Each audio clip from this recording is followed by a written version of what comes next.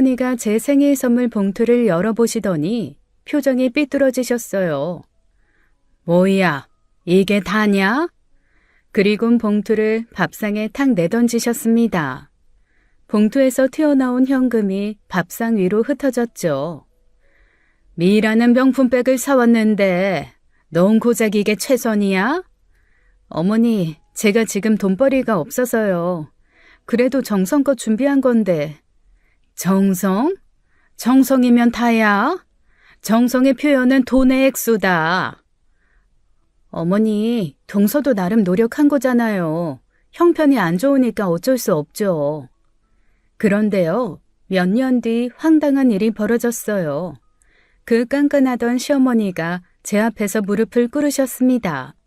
그 좋아하시던 막걸리 취한 것도 아닌데요. 서연아, 내가 완전 바보였다.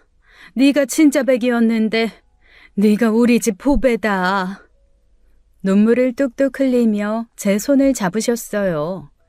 도대체 그 1년 동안 무슨 일이 있었던 걸까요? 지금부터 그 어처구니 없는 이야기를 들려드리겠습니다. 안녕하세요. 저는 평범한 회사원이었어요. 중소기업에서 격리로 일하고 있었거든요. 그곳에서 같은 회사에 다니던 남편을 만났어요. 영업팀에서 일하는 2년 선배였죠. 점심시간마다 같이 밥 먹다가 자연스럽게 연애를 시작했습니다. 남편은 성실하고 다정한 사람이었어요. 그래서 2년 연애 끝에 결혼을 결심했습니다.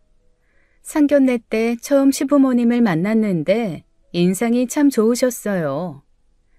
우리 아들이 좋은 사람 만났네 라며 저를 반겨주셨거든요. 그런데 결혼하고 얼마 안 가 속았다는 걸 알았죠. 그때는 정말 몰랐습니다. 결혼 후 시어머니의 진짜 모습을 보게 될 줄은요. 결혼식이 끝나고 신혼여행에서 돌아온 다음 날이었어요. 아직 여행 트렁크도 정리 안 했는데 초인종이 울렸습니다. 시어머니가 김치통 2개를 들고 서 계셨어요. 김치통은 미끼였고 진짜 목적은 따로 있었죠.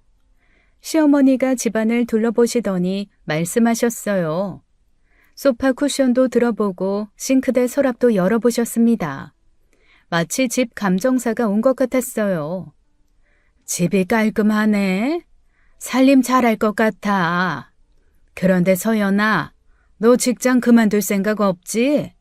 네? 당연히 계속 다닐 거예요. 그래야지.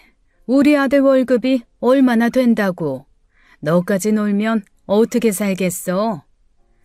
어머니, 제가 일하는 게 좋으신가 봐요. 당연하지. 요즘 세상 맞벌이는 기본이야. 그런데 너 월급날이 언제야? 25일이에요. 그래? 잊어버릴까봐 내가 달력에 동그라미 쳐놓을게. 정말로 부엌 달력에 빨간 펜으로 동그라미를 쳤어요. 제 월급날을 시어머니가 체크하신다니 상사가 한 명 더 생긴 기분이었습니다. 게다가 동그라미를 3번이나 덧칠하셨어요. 잊어버릴 리가 없어 보였죠. 그리고 너희 생활비는 얼마나 쓸 생각이야? 아직 정확히 계산은 안 해봤는데요. 계산도 안 하고 살림을 해? 내가 봐줄게. 가계부 있어? 어머니, 저희가 알아서 할게요. 알아서 하다가 거지 되는 거야. 내가 매달 체크해 줄 테니까 가계부 써. 체크까지 하실 필요는? 필요 있어. 너희가 돈 관리를 제대로 해야 나중에 우리 용돈도 주지. 한 달에 100만 원씩만 줘도 되니까 너희는 그냥 열심히 모아. 용돈 이야기가 나오자 속마음이 드러났어요. 100만 원씩만이라니 만자를 왜 붙이시는지 이해가 안 됐습니다. 남편 월급이 250만 원인데 말이죠. 하지만 저도 가만히 있지 않았습니다. 어머니, 그럼 저도 어머님 가계부 체크해 드릴게요. 자식이 부모님 노후 관리 해드려야죠. 가계부 쓰시죠? 안 그러면 거지 된다면서요. 아버님 퇴직금이랑 연금 얼마나 되시는지 매달 지출은 얼마인지 다음에 오실 때 가져오세요. 제가 엑셀로 깔끔하게 정리해서 절약할 부분 컨설팅 해드릴게요. 어머님, 이래봬도 저 격리해요. 계산 잘해요. 특히 어머니 화장품이랑 옷 구매 내역도 꼭 가져오세요. 브랜드별로 가성비 분석해드릴게요. 시어머니 얼굴이 빨개지셨어요. 입을 뻥긋뻥긋 하시다가 결국 아무 말씀도 못하셨습니다. 나는 그냥 너희가 걱정돼서 그렇지. 어머님, 저도 어머니 걱정돼서 그러는 거예요. 같이 걱정하면서 살아요, 어머니. 네? 그날 이후로 가계부 이야기는 쏙 들어가셨습니다. 시어머니는 김치통만 두고 허둥지둥 나가셨어요. 남편은 뒤늦게 방에서 자다가 나와서는 머리를 긁적이며 누가 왔다 갔냐 그랬습니다. 결혼 후 첫 명절이 다가왔어요. 시댁에 온 가족이 모였습니다. 형님을 처음 봤는데 명품 가방에 명품 시계까지 풀세트더라고요. 시어머니가 형님을 보자마자 얼굴이 환해지셨어요. 어머, 우리 첫째, 오늘도 역시 품격이 다르네. 이 갈비찜 첫째가 만든 거야. 서울 유명 호텔 출신 셰프한테 배웠다네. 바쁜 와중에 요리 학원도 다니고 여자는 저래야 돼. 그렇게 말씀하시며 저를 흘겨보셨죠.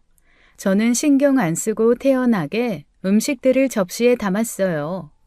형님이 준비한 갈비찜은 이미 시어머니가 접시에 예쁘게 담으셨죠. 레스토랑처럼 소스까지 뿌려져 있었습니다. 제가 정성스럽게 만든 잡채와 동그랑땡, 삼색전은 시어머니가 한눈 팔기도 전에 구석으로 밀려났죠.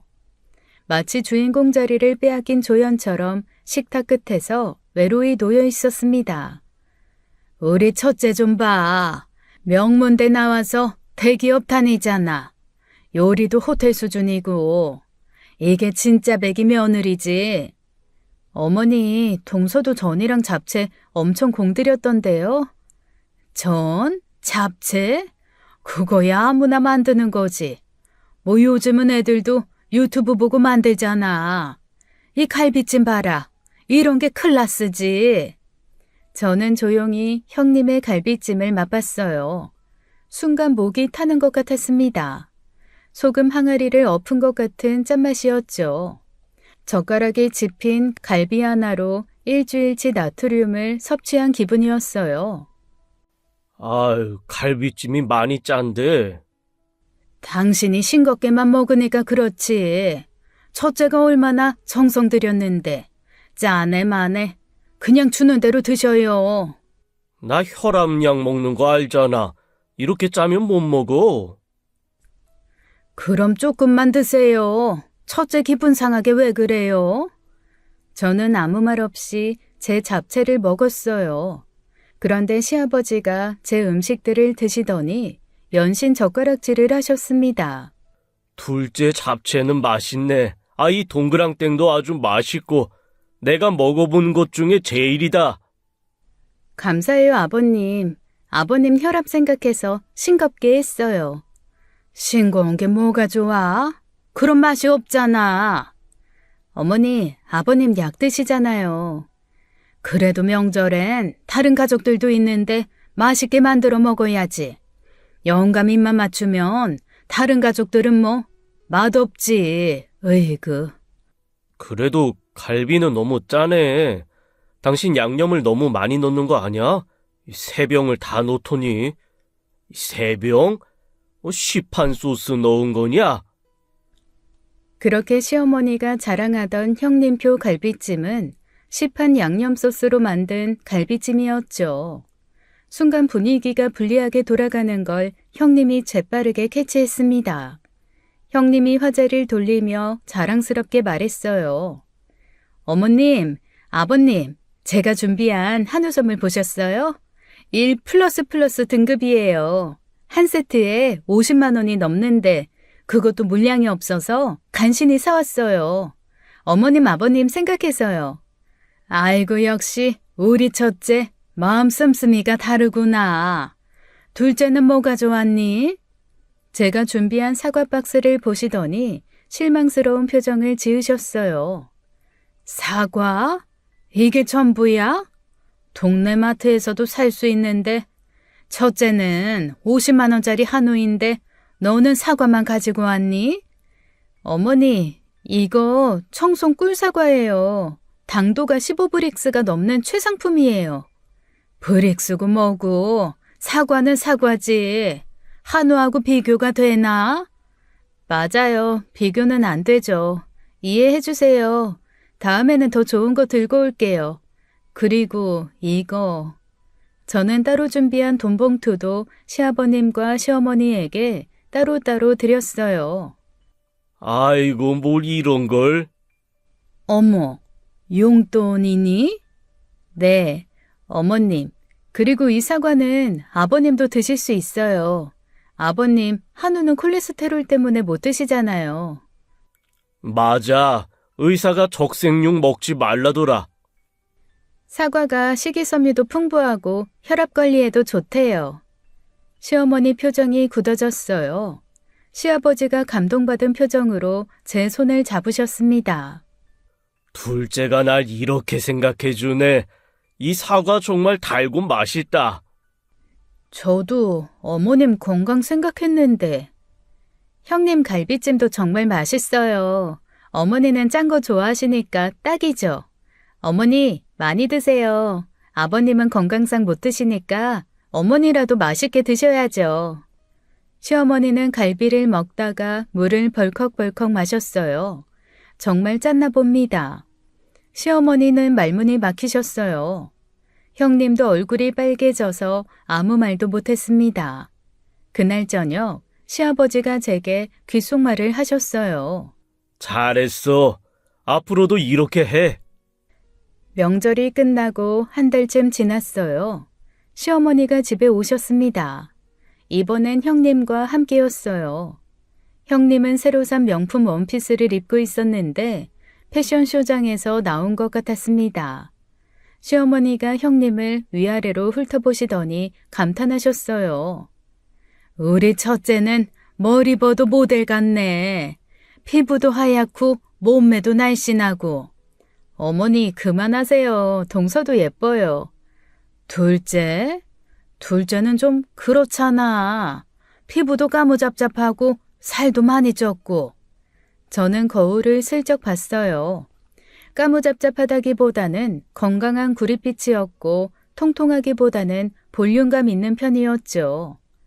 첫째처럼 관리 좀 해봐라. 피부과도 다니고 필라테스도 하고. 어머니 돈도 없고 시간도 없어서요. 시간이 없다니. 시간 없다는 거 다 핑계다. 예뻐지는 건 시간 문제가 아니야. 그때 남편이 거실로 나왔어요. 엄마, 내 아내 외모 가지고 지적하지 마세요. 저는 지금 모습이 제일 좋아요. 너는 눈이 삐었니? 엄마, 아빠가 왜 엄마랑 결혼했는지 아세요? 아빠가 그러시는데 엄마가 통통하고 복스러워서래요. 다 사람마다 매력의 포인트가 있는 거야. 시어머니 표정이 묘해졌어요. 시아버지가 신문을 보시다가 고개를 들었습니다. 맞아. 아이, 그때 정말 예뻤지. 지금 둘째랑 똑같았어.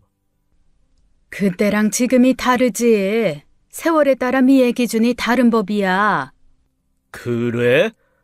그래도 지금은 너무 말라서 걱정이네. 형님이 불편해하며 끼어들었어요. 요즘은 마른 게 트렌드예요. 맞아요. 근데 저도 트렌드보다는 건강을 택했어요. 의사 선생님이 그러시는데 제 BMI가 가장 이상적이래요.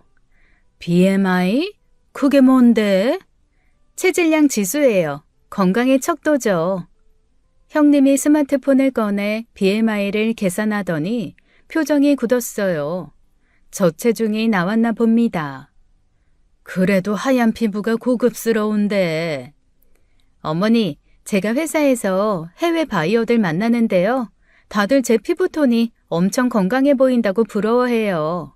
특히 유럽 사람들은 이런 피부를 갖고 싶어서 선탠하러 다닌대요. 그건 외국이니까. 그쵸? 그래서 제가 글로벌 스탠다드인가 봐요. 헤헤. 시아버지가 크게 웃으셨어요. 둘째 말이 맞아. 건강한 게 제일 예쁜 거야. 첫째야, 너무 다이어트 하지 마라. 애 가지려면 무리하게 다이어트 하지 마. 저번에 밥 먹는 거 보니 새 모이만큼 먹더라. 저는 안 해요. 안 하긴. 아유, 그러다가 거식증 와. 적당히 해. 다들 그만해. 다들 예쁘면 됐지. 하지만 목소리에 패배감이 묻어났어요. 남편이 제 어깨를 감싸며 토닥였습니다. 그날 이후로 외모 이야기는 꺼내지도 않으셨어요. 그리고 결혼한 지 6개월째 되던 날이었어요. 회사에 출근했더니 정문에 커다란 안내문이 붙어 있었습니다. 부도로 인한 폐업. 하루아침에 실업자가 되었죠. 다행히 남편은 결혼하면서 더 안정적인 회사로 이직했어요. 하지만 남편 월급 하나로는 대출금에 생활비까지 감당하기 빠듯했습니다. 저는 그날로 퇴직금 정산도 못 받고 쫓겨났어요. 집에 돌아와 망연자실해 있는데 시어머니 전화가 왔어요. 너 집이니? 왜 이 시간에 집이야? 어머니, 회사가 부도 났어요. 부도? 정말? 너 일부러 그만둔 거 아니고? 어머니, 제가 왜 일부러 그만둬요? 요즘 젊은 애들은 힘들면 그냥 때려치우잖아. 결혼하면 애 가진다는 구실로 일 그만두고 빨리 다른 데 구해. 너 우리 아들 혼자 고생시킬 거야? 그날부터 시어머니의 취업 독촉 전화가 시작됐어요. 매일 아침 9시 정각 알람처럼 울렸습니다. 오늘은 어디 면접 봐? 오늘은 2군데 서류 넣었어요. 서류만? 면접은? 서류 통과해야 면접을 보죠. 첫째는 스카우트 제의도 많이 받는다던데 너는 안 되니? 일주일 후 시댁에 갔더니 형님이 와 있었어요. 얼굴에 미소가 가득했습니다. 어머니, 제가 과장으로 승진했어요. 연봉도 500만 원 올랐어요. 정말? 역시 능력이 있으니까 인정받는구나. 동서는 어때요? 재취업 힘들죠? 요즘 경기도 안 좋고 경력 단절되면 더 힘들어질 텐데. 네, 열심히 알아보고 있어요. 제가 아는 거 소개해드릴까요? 계약직이긴 한데 지금 같은 상황에서는. 시어머니가 거들었어요. 계약직이라도 감사하지. 지금 상황에서 가릴 처지야? 놀고 있는 것보다는 낫잖아. 생각해 볼게요, 형님. 생각은 무슨? 당장 부탁해야지. 첫째야, 네가 둘째 좀 도와줘라. 그렇게 한 달이 지났어요. 매일 이력서를 수십 곳에 넣었지만 서류조차 통과하기 힘들었습니다. 가끔 면접을 보러 가도 번번이 떨어졌어요. 면접에서 돌아온 어느 날 시어머니가 또 전화하셨어요. 오늘 면접은 어땠어? 떨어졌어요. 또? 벌써 몇 번째야. 너 면접 태도에 문제 있는 거 아니냐? 열심히 하고 있어요. 열심히만 하면 뭐해? 열심히는 중요한 게 아니야. 오직 결과가 중요하지. 첫째는 지금 다니는 곳도 한 번에 붙었다던데. 전화를 끊고 열불이 났죠. 남편이 위로해줬지만 자존감은 바닥을 쳤습니다. 2달째 되던 날 시댁 식사 자리에서 시어머니가 말씀하셨어요. 둘째야, 이제 그만 포기하고 알바라도 해라. 마트 캐셔라도 하면 돈은 벌잖아. 아유, 여보. 당신 너무 하는 거 아니야? 그만 좀 해. 소연이가 어련히 잘하겠지. 현실을 봐야지. 첫째는 승승장구하는데 둘째는 아휴, 내가 말을 말아야지. 고정하세요, 어머니. 동서도 노력하고 있잖아요. 노력? 요즘 젊은 사람들 노력 안 하는 사람 어딨니? 다 잘하는 사람 못하는 사람 이 2 종류만 있는 거다. 저는 아무 말도 할 수 없었어요. 정말 제가 능력이 없는 건가 싶었습니다. 남편이 제 손을 꼭 잡아줬지만 마음은 무너져 내렸죠. 그날 밤 저는 다시 한번 각오를 다졌습니다. 포기하지 않고 끝까지 도전하기로요. 실직 3개월째 되던 날 친정어머니 전화가 왔어요. 평소와 달리 숨소리가 거칠었습니다. 서연아, 엄마가 좀 계단에서 굴렀는데. 어? 엄마, 어디요? 지금 어디세요? 119 타고 가는 중이야. 허리가 부러진 것 같아. 전화를 끊자마자 병원으로 뛰어갔어요. 응급실 침대에 누워 계신 어머니는 얼굴이 하얗게 질려 있었습니다. 의사가 엑스레이를 들고 왔어요. 표정이 심상치 않았습니다. 척추 압박 골절입니다. L3, L4 두 군데나 골절됐어요. 당장 수술 안 하면 하반신 마비 올 수 있어요. 마비요? 그럼 빨리 수술해 주세요. 네, 내일 긴급 수술 들어가겠습니다. 보호자분은 원무과에서 입원 수속하시면 됩니다. 원무과로 가서 직원에게 물어봤어요. 수술비가 얼마나 될까요? 척추 수술은 800만 원 정도고요. 입원비 검사비 포함하면 1,000만 원은 예상하셔야 돼요. 1,000만 원. 그 세 글자가 망치처럼 머리를 때렸어요. 잠시 후 응급실로 돌아와서 어머니께 조심스럽게 말씀드렸어요. 엄마, 실비보험 있으시죠? 있지. 다시 원무과로 가서 물어봤어요. 실비는 되는데요. 이 수술은 비급여 항목이 많아서 본인 부담금이 커요. 실비 적용해도 600만 원은 내셔야 돼요. 600만 원이요? 네, 나사못이랑 특수 의료기기가 다 비급여라서요. 가슴이 무너져 내렸어요. 다급하게 남편에게 전화했더니 금방 병원에 나타났습니다. 남편이 저를 병원 휴게실로 데리고 갔어요. 600만 원이면 내가 신용대출 받을게. 금리는 좀 높아도 지금은 어쩔 수 없지. 미안해 정말. 왜 그런 소리를 해? 미안하긴. 장모님이잖아. 나한테 어머님이야. 가족이라고. 걱정 마. 내가 지금 폰뱅킹으로 신청할게. 남편은 스마트폰으로 대출을 신청했어요. 10분 만에 600만 원이 승인됐습니다. 수술은 다행히 성공했어요. 하지만 2달은 꼼짝없이 입원해야 했습니다. 수술 다음 날 시어머니가 병원에 들이닥쳤어요. 손에는 바나나 한 송이를 들고요. 사돈이 다치셨다며? 계단에서 구르셨다고. 미끄러지셨대요. 조심을 안 하니까 그렇지. 그래서 병원비는?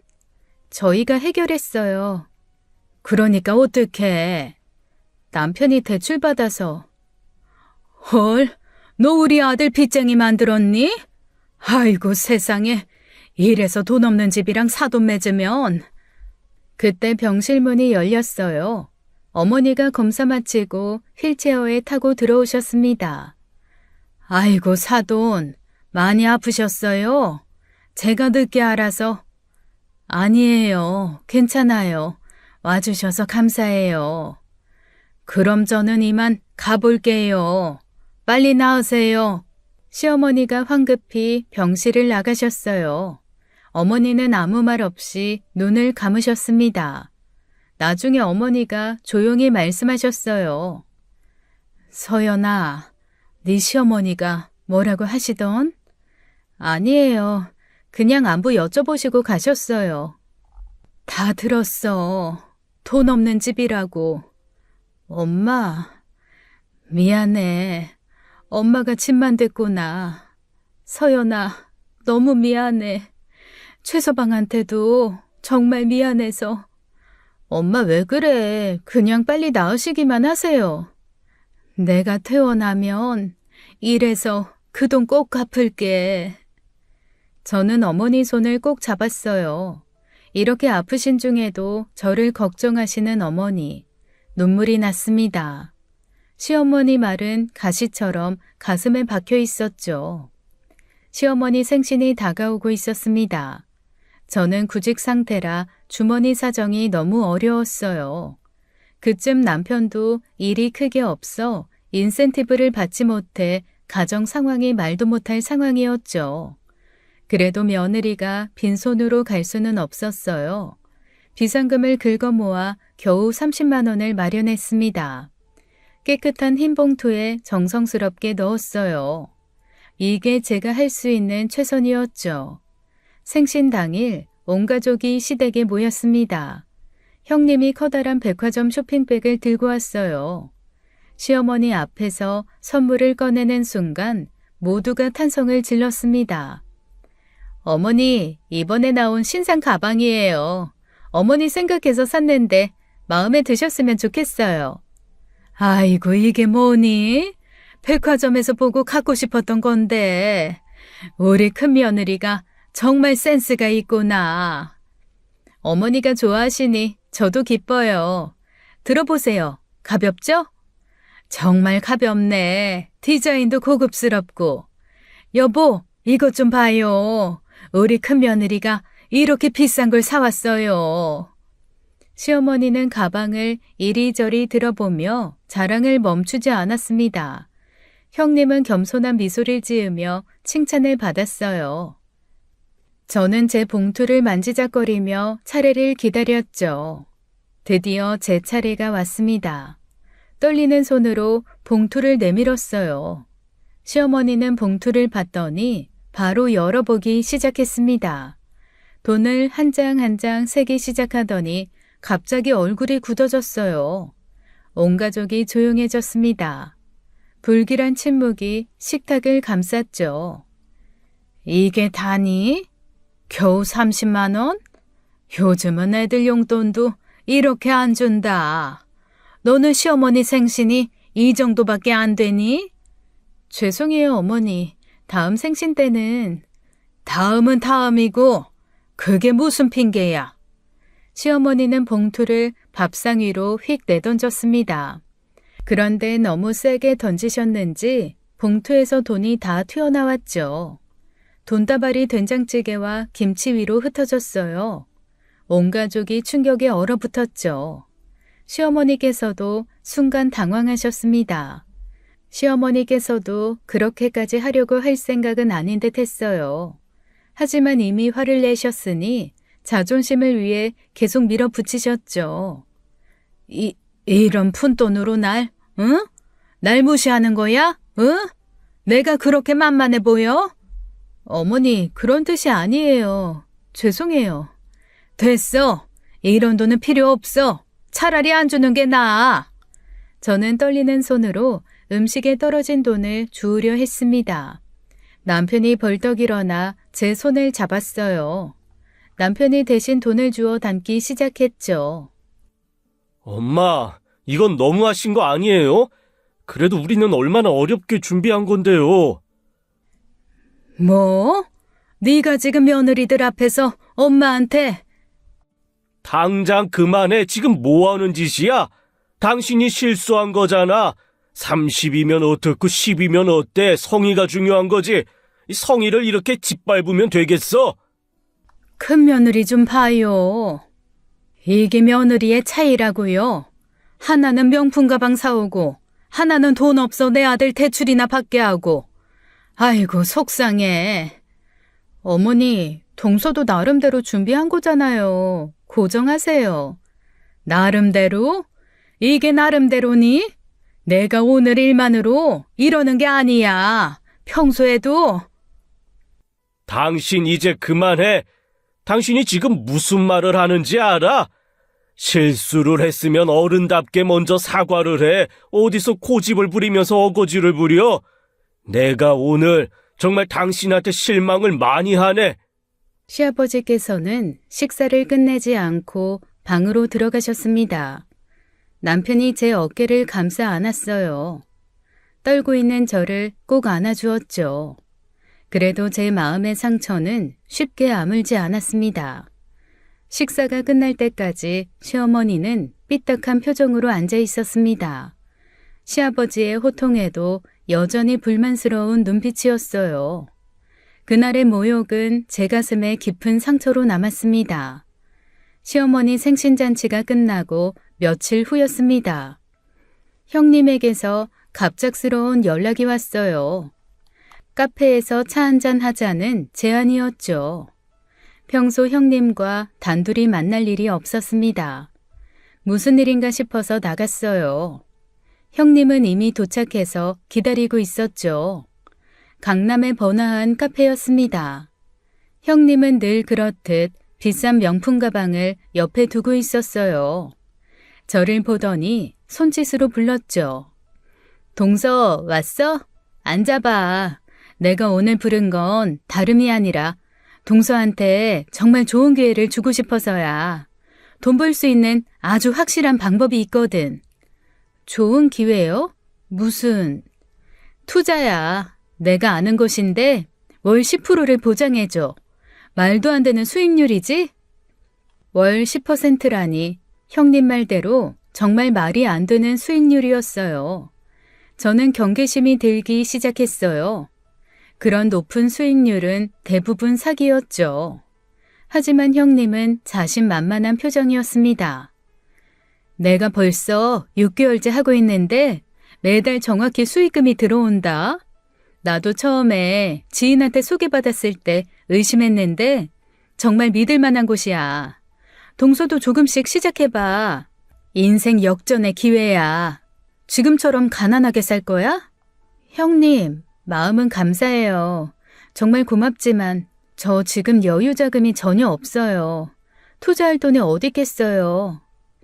형님은 제가 돈이 없다는 걸 뻔히 알면서도 이런 제안을 했습니다. 얄미운 마음이 들었어요. 시어머니 생신 때 그 모욕적인 일도 있었는데 말이죠. 그런데 형님의 다음 말이 더 충격적이었습니다. 아, 동서, 지금 전세로 살지? 전세자금 담보대출 받으면 되잖아. 요즘 대출도 쉽게 나와. 내가 아는 사람 소개해줄게. 네? 전세 담보대출이요? 그렇게까지 해서 투자를... 그건 너무 위험한 거 아닌가요? 위험은 무슨? 이렇게 좋은 기회를 놓칠 거야? 월 10%면 대출이자 빼고도 떼돈 버는 거야. 동서 평생 그렇게 쪼들리면서 살래? 어머님 앞에서도 이제 기펴고 살아야지. 동서도 알겠지만 우리 어머님 엄청 물질주의 세속주의야. 동서가 돈 잘 벌면 아마 그때부터 대하는 게 달라질걸? 나 봐. 저는 믿을 수가 없었습니다. 전세자금으로 투자를 하라니요. 우리가 사는 유일한 보금자리인데 말입니다. 형님, 정말 죄송하지만 저는 그런 위험한 일은 못할 것 같아요. 투자는 여유자금으로 하는 거잖아요. 전세담보는 정말 무리예요.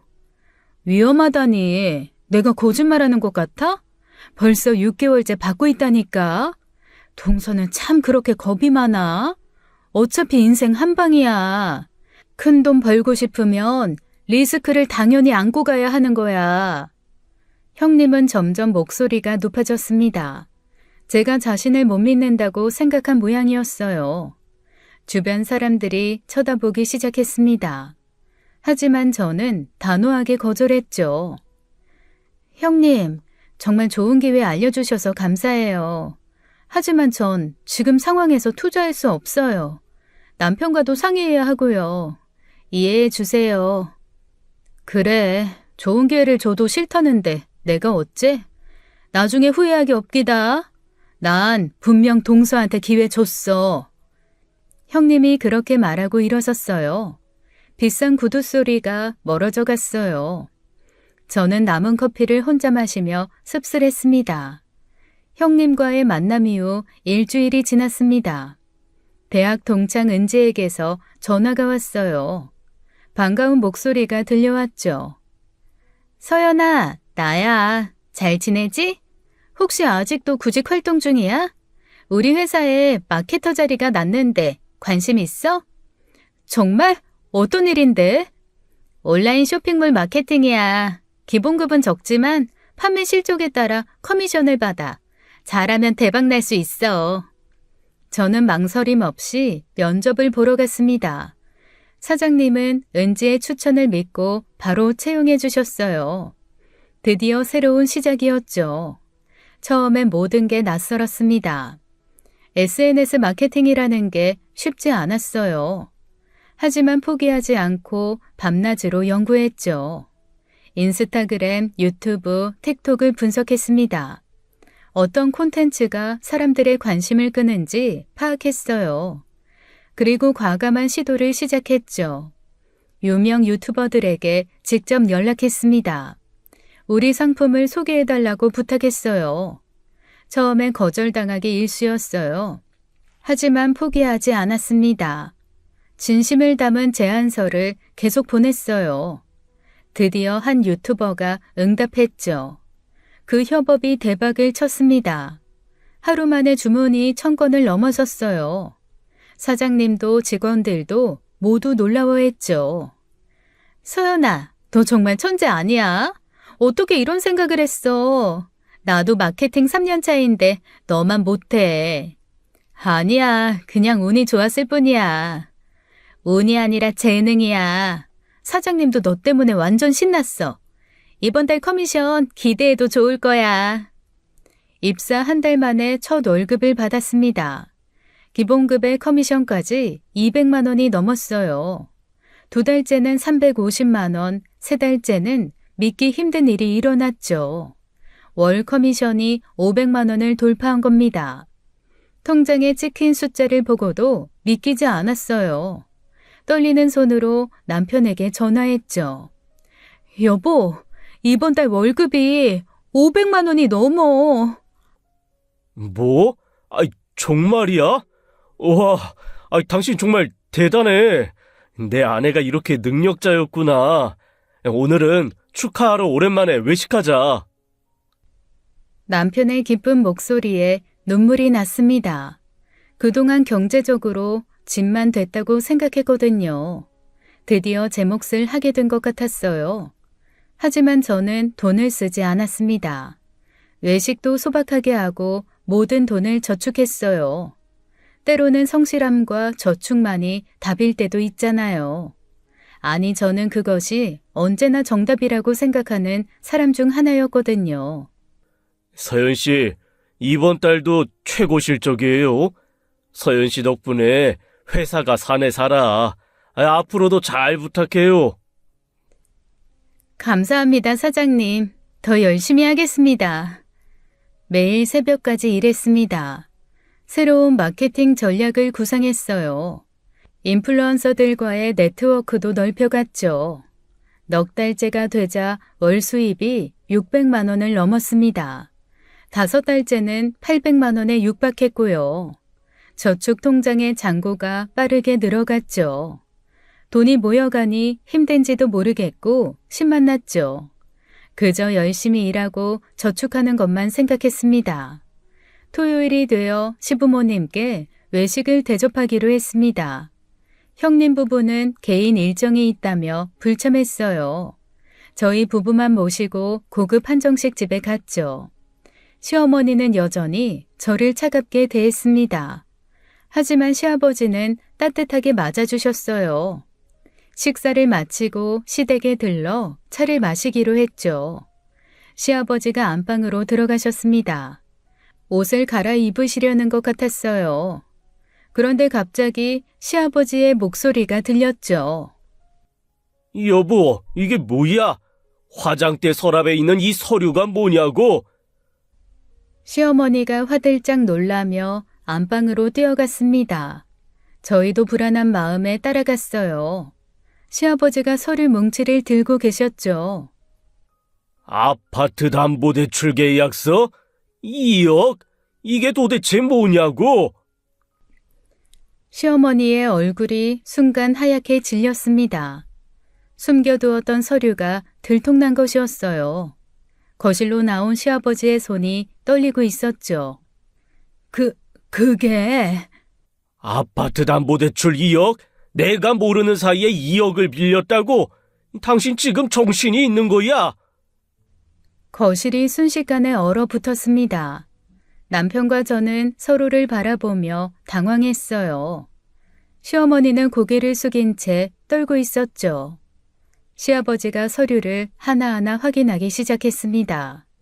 2달 전에 받았네. 그동안 나한테 숨긴 거야? 도대체 이 큰 돈을 어디에 썼어? 첫째가 소개해준 투자가 있어서. 뭐? 투자? 시어머니가 고백하기 시작했습니다. 형님이 추천한 투자처가 있었다고요. 월 10% 수익률을 보장한다고 했다는 것이었죠. 형님이 제게 추천한 그것 같아 보였어요. 미라가 먼저 하고 있다고 했어요. 매달 1,000만 원씩 받는다고. 6개월이면 2배로 불려준다고 했단 말이에요. 어머니, 그런 말을 믿으셨어요? 월 10%는 말도 안 되는 수익률이잖아요. 시어머니는 강하게 말씀하셨어요. 처음엔 의심했지만 형님이 너무 확신에 차 있었다고요. 실제로 돈을 벌고 있는 것 같았다고 했죠. 저는 그때 형님이 저에게도 투자를 권했던 일이 떠올랐습니다. 전세담보대출까지 받으라고 했던 그날이요. 그래서 언제부터 수익금을 받기로 했어? 다음 달부터 받기로 했어. 첫째가 3개월 뒤부터 수익이 나온다고. 조금만 기다리면 된다고 했단 말이야. 시아버지가 주저앉으셨습니다. 60년 평생 모은 집을 담보로 했다는 사실이 충격이었어요. 매달 나가는 이자만 해도 엄청난 금액이었죠. 어머니, 그런 투자는 위험해요. 지금이라도 회수하시는 게. 얘가 뭘 모르고 이상한 소리야? 미라 걔가 얼마나 똑똑한데 대기업에서 일하는 애가 이상한 걸 하겠니? 그래도 2억은 이거 잘못되면 감당을 어떻게 하려고? 큰 돈이니까 큰 돈을 버는 거지. 당신은 평생 그렇게 소심하게 살아서 뭐가 남았어? 시어머니는 오히려 당당하셨습니다. 완전히 형님의 말을 믿고 계신 것 같았어요. 저는 불안한 마음이 들었죠. 어머니, 그래도 혹시 모르니까 투자 계약서나 증빙 서류는 받으셨어요? 그런 게 왜 필요해? 가족끼리 믿고 하는 건데. 너는 네 형님을 못 믿는 거니? 시아버지는 망연자실한 표정으로 앉아 계셨어요. 그리고 한 달이 지난 어느 날이었습니다. 시어머니에게서 들뜬 목소리로 전화가 왔어요. 첫째가 약속한 수익금을 들고 왔다는 것이었죠. 온 가족이 급히 시댁에 모였습니다. 형님이 명품 가방에서 봉투를 꺼냈어요. 1,000만 원이 든 두툼한 현금 봉투였죠. 어머니, 첫 달 수익금이에요. 제가 약속 드렸잖아요. 이게 시작일 뿐이에요. 앞으로 더 많이 드릴게요. 아이고, 정말이네. 1,000만 원이야, 여보. 이것 좀 봐. 첫째가 해냈어. 정말 1,000만 원이네. 시어머니는 돈을 세며 환호성을 질렀습니다. 시아버지도 반신반의하던 표정이 풀어졌어요. 현금의 위력은 대단했죠. 봤어? 내가 뭘 했어? 첫째를 믿으라고 했잖아. 이제 누가 뭐라고 해? 그래도 어머니, 원금 회수가 중요해요. 이자만 받지 마시고. 아직 시작도 안 했는데 무슨 원금 타령이야. 이제 겨우 첫 정산이잖아. 시어머니는 완전히 신이 나셨습니다. 당장 온 가족을 데리고 고급 레스토랑으로 향했어요. 1,000만 원을 받은 기념으로 외식을 하자는 것이었죠. 레스토랑에서 시어머니는 계속 자랑을 늘어놓았습니다. 주변 테이블까지 들릴 정도로 목소리가 컸어요. 형님은 겸손한 척하며 앉아 있었죠. 우리 첫째가 얼마나 똑똑한지 대기업 다니면서도 투자까지 해서 돈을 버니. 둘째야, 너도 좀 배워. 어머니, 동서도 기회가 있었는데 제가 권했는데 안 한다고 하더라고요. 그러니까 네가 가난하게 사는 거다. 이런 기회를 못 잡으니까. 저는 아무 말도 하지 않았습니다. 뭔가 이상한 느낌이 들었거든요. 식사 중에 형님이 더 충격적인 제안을 했습니다. 더 큰 수익을 원한다면 추가 투자를 하라는 것이었어요. 눈빛이 번들거리며 말했죠. 어머니, 사실 VIP 투자 상품이 있어요. 5억 이상 투자하면 월 15%를 보장해 준대요. 어머니도 자격이 되실 것 같은데 저는 이미 들었죠. 15%? 정말이니? 아이, 잠깐. 그건 너무 위험한 거 아니냐? 그냥 지금 수준으로 그냥 만족해. 이런 컵들은 많아서? 어머니, 저도 아버님 의견에 동의해요. 지금 받으신 것만으로도 충분하지 않을까요? 더 이상의 투자는. 충분하긴 뭐가 충분해? 이런 기회가 또 올 것 같니? 맞아요. 이런 기회는 흔치 않죠. 형님과 시어머니가 서로 주고받으며 분위기를 만들었습니다. 저는 불안한 기분이 점점 커져갔죠. 그날 밤 집으로 돌아오는 길에 남편에게 말했습니다. 이건 분명히 걱정되는 상황이라고요. 하지만 현금을 본 시어머니는 이미 넘어간 상태였죠. 그리고 시어머니 첫 수익금을 받은 후 4개월이 지났습니다. 그동안 추가 수익은 한 푼도 들어오지 않았다고 해요. 시어머니는 한번 크게 들어올 거라 겉으로 자신만만해 하셨지만 걱정을 많이 하셨죠. 그리고 드디어 폭탄이 터졌습니다. 은행에서 경매 경고장이 날아왔습니다. 대출이자가 연체되었다는 것이었어요. 시아버지가 발을 동동 구르며 전화를 걸었죠. 준서가 당장 집에 와. 지금 당장 와서 설명해. 투자금 어떻게 된 거야? 1시간 후 아주버님 부부가 도착했습니다. 아주버님의 얼굴은 눈물로 범벅이었어요. 형님은 고개를 푹 숙이고 있었죠. 아버지, 죄송합니다. 저희가 사기를 당했어요. 투자회사가 먹튀를 했습니다. 뭐? 사기? 그럼 우리 돈은? 모두 날아갔어요. 죄송해요, 아버지. 시어머니가 그 자리에서 쓰러지셨습니다. 2억이 한순간에 사라진 것이었어요. 하지만 더 충격적인 고백이 이어졌죠. 사실 저희도 너희도 저희 집도 담보로 3억 5천 대출 받았어요. 그것도 다 잃었습니다. 거실이 아수라장이 되었습니다. 시어머니는 기절해서 쓰러져 있고 시아버지는 망연자실해했어요. 두 집 모두 파산 위기에 놓인 것이었죠. 저도 속았어요. 정말 믿을 만한 곳이라고 생각했는데 친구가 소개해줬는데 이렇게 될 줄은. 그 1,000만 원은 어떻게 된 거예요? 사실 그건 정산이 안 들어와서 일단 내가 개인 돈으로 드린 거였어. 어쩜 좋아. 초반에 받은 수익금으로 더 많은 사람을 끌어들이는 것이었습니다. 전형적인 폰지 사기의 수법이었어요. 형님도 결국은 피해자였던 것이죠. 모두가 울며 절망했어요. 이게 무슨... 아버지 어쩌죠? 이러다가 두 집 모두 경매로 넘어가요. 저희도 길거리에 나앉게 됐어요. 아이고. 시어머니가 정신을 차리시더니 울부짖기 시작했습니다. 평생 모은 재산이 하루아침에 날아간 것이었어요. 아주버님도 바닥에 주저앉아 통곡했죠. 정말 죄송해요.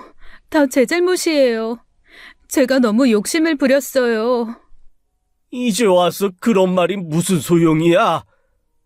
남편과 저는 서로를 바라보았습니다. 우리가 가진 돈으로는 턱없이 부족했어요. 하지만 가만히 있을 수만은 없었죠. 은행 직원이 말하길 다음 달 15일이 마지막이라고 했습니다. 그때까지 연체금을 갚지 못하면 경매 절차가 시작된다고요.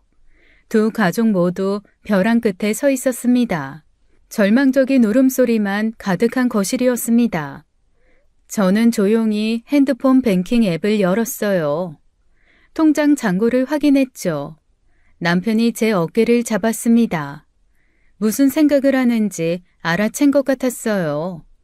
하지만 저는 이미 마음을 정했죠. 어머님, 아버님, 제가 당장 은행에 다녀올게요. 일단 연체된 이자부터 해결해야죠. 뭐? 네가 무슨 돈이? 그동안 조금씩 모은 거 있어요. 어머님, 지금은 그게 중요한 게 아니잖아요. 은행으로 향하는 발걸음이 빨랐습니다. 저는 그날 일단 급한 불을 끄기 위해 연체된 이자를 대납했어요. 가족을 잃는 것보다 돈이 중요하겠어요. 집으로 돌아왔을 때 시어머니가 현관에서 기다리고 계셨습니다. 제 손을 잡고 주저앉으셨어요. 눈물이 비오듯 쏟아졌죠. 서연아, 네가 어떡해. 내가 그렇게 못되게 굴었는데. 내가 널 그렇게 무시했는데. 어머니, 지난 일은 잊으세요. 지금은 가족이 힘을 합칠 때예요. 시아버지도 눈시울이 붉어지셨습니다. 아주버님 부부는 고개를 들지 못했어요. 형님이 제 앞에 무릎을 꿇으려고 했죠. 동서, 정말 미안해. 내가 그렇게 동서 무시하고 투자하라고 압박하고. 형님, 일어나세요. 지금 이러고 있을 때가 아니잖아요. 사과는 나중에 하고 일단 앞으로 이 일을 어떻게 해결해야 할지 그것만 생각해요. 시어머니가 또다시 울음을 터뜨렸습니다. 내가 정말 바보였어. 진짜 보물을 옆에 두고도 몰라봤어. 서연아, 정말 미안하다. 형님도 눈물을 흘리며 고개를 숙였습니다. 형님은 제 손을 잡고 연신 미안하다고 했어요. 2달 후 결국 시부모님이 아파트를 매물로 내놓으셨습니다. 30년간 살던 보금자리를 떠나는 마음이 어떠셨을까요? 다행히 금매로 빨리 팔렸죠. 서연아, 우리가 고향으로 내려가기로 했어. 시골에 작은 집이 있거든. 여기서 새 출발하는 게 나을 것 같다. 어머니, 너무 마음 아파하지 마세요. 또다시 시작하면 되잖아요. 아주버님 부부도 집을 처분했습니다. 3억 5천에 팔아 담보대출을 갚았어요. 하지만 그게 끝이 아니었죠. 사실 신용 대출도 있었어. 나랑 아내가 각각 1억씩 총 2억을 더 빌렸었어. 아니, 뭐? 2억을 더? 그래서 제가 회사를 그만두기로 했어요. 형님이 대기업을 퇴사했습니다. 8년간 다닌 회사였지만 선택의 여지가 없었어요. 퇴직금으로 겨우 일부를 갚을 수 있었죠. 저는 일단 제가 가진 돈으로 형님 부부가 지낼 집을 구해드렸어요. 작은 아파트 전세로 이사하는 날이었습니다. 형님이 박스를 나르다가 갑자기 주저앉았어요. 그리고 제 앞에 무릎을 꿇었죠. 동서, 아니 서연아, 내가 정말 잘못했어. 그동안 널 무시하고 깔보고 이렇게 됐는데도 네가 우리를 도와줘서. 형님, 제발 일어나세요. 이러지 마세요. 형님의 눈에서 눈물이 흘러내렸습니다. 한때 그렇게 도도했던 모습은 온데간데 없었어요. 진심으로 뉘우치는 것 같았죠.